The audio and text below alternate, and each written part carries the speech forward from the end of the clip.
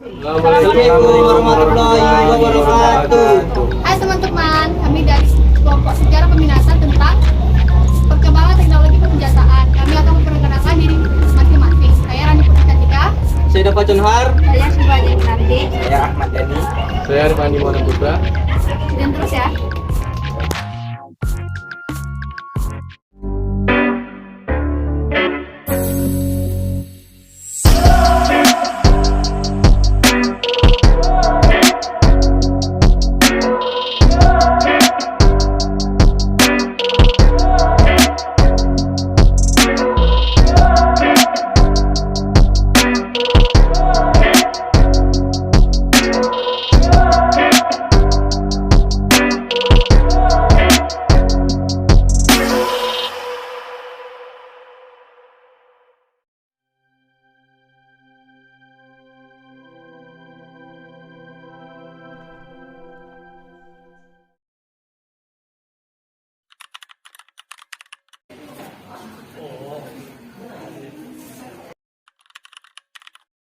Selamat pagi anak-anak. Pagi, Bu.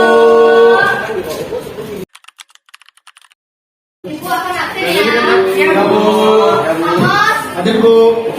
Ahmad, Hadir, Bu. Arifandi, Bu. Ajeng, Hadir, Bu.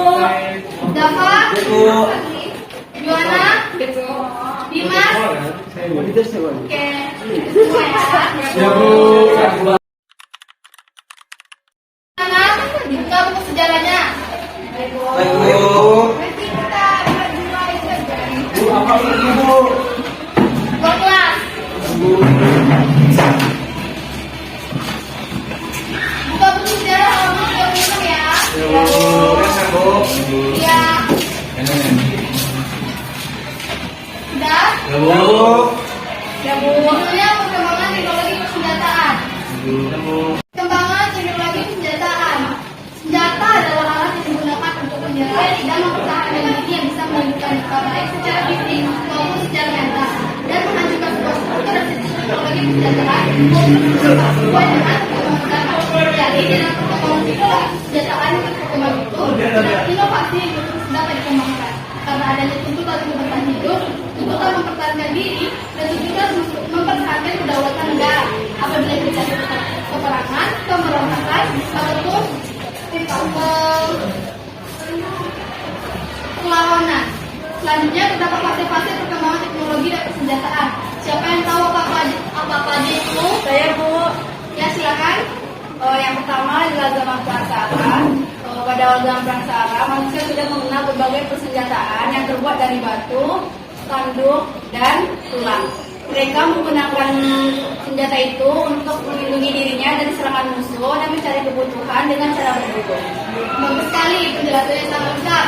Selanjutnya ada siapa lagi? Ada yang tahu? Ya, Bu. Zaman praksara, zaman pertengahan kan zaman modern, Bu. Jangan cepat-cepat, ibu ambil jatuh. Ya, mau. Ya. Ya, Bu. Silakan. Di zaman klasik ini perkembangan teknologi persenjataan banyak, Bu. Manusia banyak menciptakan senjata-senjata jenis baru yang terbuat dari logam seperti tombak, pedang, belati, Bu. Oh, satu lagi ada, Bu. Apa itu? Samurai, Bu. Selanjutnya. Ya, selain itu ditemukan roda yang kemudian menciptakan kereta-kereta yang dilengkapi dengan aneka ragam persenjataan, dan terakhir manusia di zaman itu juga membuat kapal-kapal untuk perang menghadapi lautan. Jadi begitu, Bu.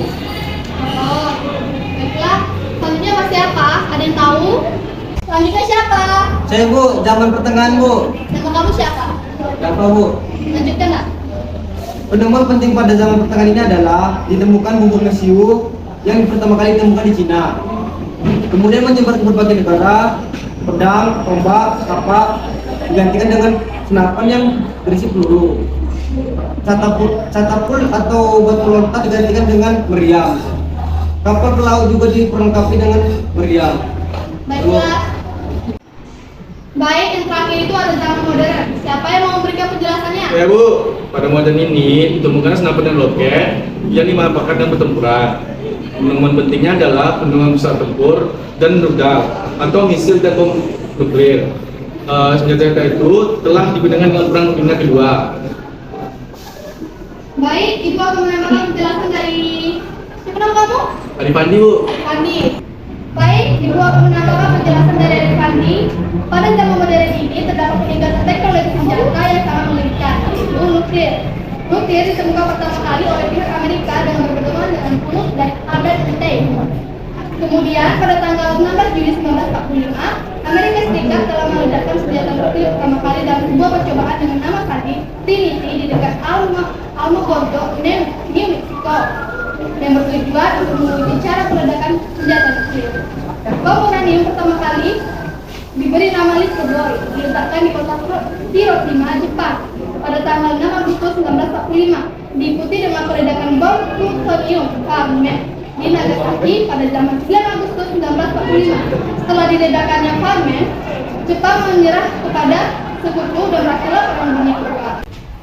Sejak peledakan tersebut, tidak ada senjata nuklir yang dilepaskan untuk peperangan. Namun perlombaan senjata untuk mengembangkan senjata pertama tersebut terjadi 4 tahun berikutnya. Pada tanggal 29 Agustus 1949, Uni Soviet meledakkan senjata fisik nuklir pertamanya. Inggris mengikuti pada tanggal 2 Oktober 1992, Prancis pada 13 Februari 1960, dan Cina pada 16 Oktober 1964. Pada tahun 1963, seluruh negara pemilik dan beberapa negara non pemilik senjata nuklir menandatangani Limited Test Ban Treaty. Perjanjian tersebut menyatakan bahwa mereka sepakat untuk tidak akan melakukan percobaan senjata nuklir di atmosfer, bawah air atau luar angkasa. Perjanjian ini masih mengizinkan percobaan nuklir di bawah tanah. Sepertinya waktu kita udah habis ya. Baiklah, kita lanjutkan pembahasan selanjutnya tentang persenjataan di minggu selanjutnya, oke? Oke, Bu. Baiklah, selamat sore anak-anak. Sore, Bu.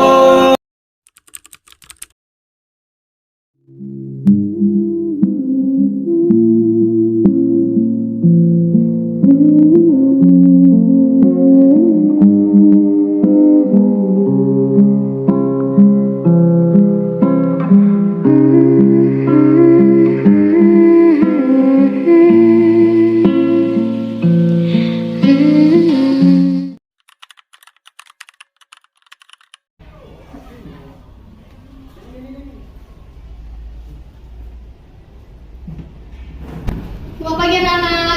Pagi, Bu. Baiklah, kita akan melanjutkan materi kita yang sebelumnya kita tunda tentang perkembangan teknologi persenjataan. Silakan anak-anak buka materi kita tentang persenjataan halaman 36 ya. Udah dapat? Udah, Bu. Oke. Ibu akan menjelaskan sedikit materi tentang perkembangan yang keempat. Untuk kemarin ya. Persaingan dalam hal teknologi persenjataan yang paling memulai terjadi pada masa Perang Dingin. Pada masa Perang Dingin, Amerika Serikat dan Uni Soviet saling berlomba menciptakan berbagai senjata nuklir yang mematikan, di antaranya adalah bom. Bom dapat melukai dan menewaskan banyak orang, gedung, kapal, pesawat terbang, dan secara lainnya. Kedua negara adidaya tersebut mengembangkan perkembangan nuklir dalam berbagai bentuk, misalnya dalam bentuk peluru, kendali, atau rudal. Amerika Serikat dapat mengenalkan rudal Uni Soviet, begitu pun sebaliknya, Uni Soviet dapat mengenalkan rudal ke Amerika Serikat.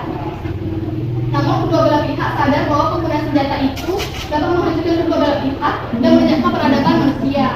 Selanjutnya terdapat upaya meredakan Perang Dingin dengan mengurangi, membatasi, dan memusnahkan persenjataan nuklir, dilakukan pada kurun waktu 1998 sampai 1982. Menurut tujuan yang dicapai itu apa aja? Ada yang bisa menjelaskan? Silakan baca di buku cetak kita halaman 41 ya. Coba, siapa yang baca?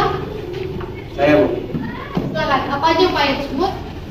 Upaya meredakan Perang Dingin dengan mengurangi, membatasi, dan memusnahkan senjata nuklir dilakukan pada kurun waktu 1968 sampai 1942. Bentuk persetujuan yang dicapai antara lain sebagai berikut.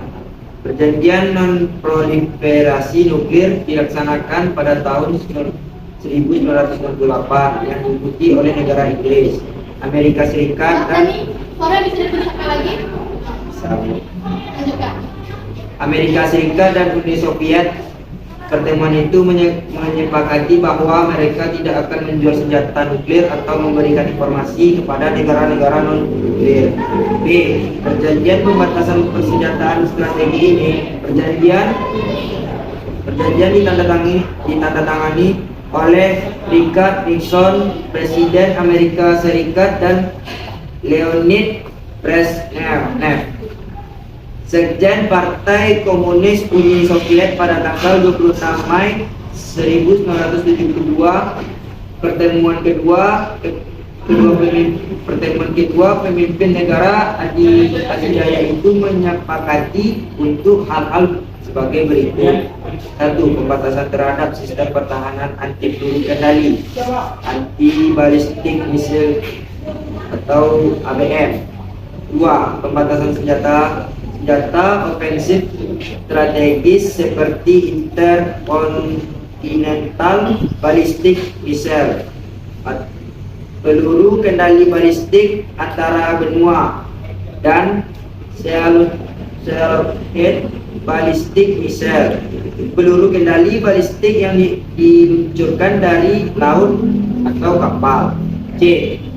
Perjanjian pengurangan persenjataan strategis dilakukan oleh Amerika Serikat dan Uni Soviet pada tahun 1982. Perjanjian itu menyepakati bahwa kedua negara adidaya akan memusnahkan persenjataan nuklir yang dapat mencapai sasaran jarak menengah. Lalu, maka selanjutnya dari praktik persenjataan itu adalah dampak teknologi persenjataan bagi kehidupan manusia. Pemanfaatan teknologi persenjataan dalam perang di berbagai kawasan dunia menimbulkan korban baik yang tewas ataupun luka-luka akibat perang. Selain itu, trauma fisik maupun mental akibat perang juga diderita oleh tentara dan masyarakat yang terkena dampak perang. Kerusakan prasarana fisik seperti lahan pertanian, tempat tinggal maupun fasilitas industri akibat penggunaan senjata dan perang menimbulkan kerugian ekonomi yang tidak sedikit dalam jumlah banyak. Teknologi perang dimanfaatkan untuk kepentingan sipil dan kesejahteraan umat manusia. Contoh yang dapat kita lihat itu seperti perkembangan pesawat dan perkembangan kapal-kapal yang dulu pernah digunakan untuk perang dunia kedua. Penemuan penting pada masa perang dunia kedua adalah ditemukannya cara pembuatan bom atom hingga teknologi nuklir mengalami perkembangan yang sangat cepat. Teknologi nuklir ini dimanfaatkan dalam berbagai bidang, pertama di bidang industri. Coba Tani jelaskan. di bidang industri misalnya teknologi nuklir yang digunakan untuk mendeteksi kebocoran pipa tanpa harus membongkar pipa atau menghentikan proses produksi. Baik, itu sekali. Selanjutnya tentang pemanfaatan nuklir di bidang kesehatan. Coba jelaskan. Bidang kesehatan teknologi nuklir dapat digunakan untuk mendeteksi seperti kanker dan tumor. Baik, itu sekali. Selanjutnya di bidang pertanian. Ada yang bisa? Silakan. Di bidang pertanian, teknologi nuklir bisa dimanfaatkan untuk meningkatkan hasil buah, pencegahan proses pertunasan menghambat, pemasangan buah, dan peningkatan rehidrasi pada tubuh. Sekali aja. Yang terakhir itu ada pemanfaatan teknologi nuklir di bidang peternakan. Pada bidang peternakan, para peneliti Indonesia menggunakan isotok radioaktif untuk digunakan pakan sehingga dengan jumlah pakan yang sama akan dapat dikonsumsi oleh lebih ternak. Baik, itu sekali. Yang kalian jelaskan tentang pemanfaatan teknologi nuklir di berbagai bidang itu sudah betul. Dapat kalian lihat juga contoh-contoh lainnya bisa dari internet ya. Apa ada pertanyaan? Nggak ada dulu. Sudah cukup jelas? Jelas dulu. Baiklah, sepertinya materi kita tentang teknologi perkembangan senjata ini sudah selesai.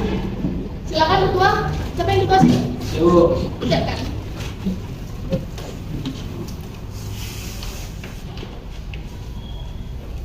Siap, gerak.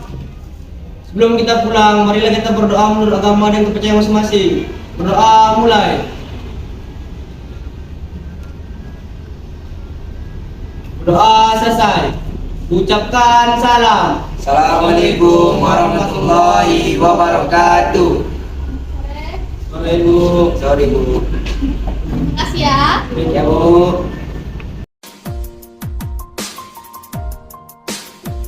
It's been a long day without you, my friend.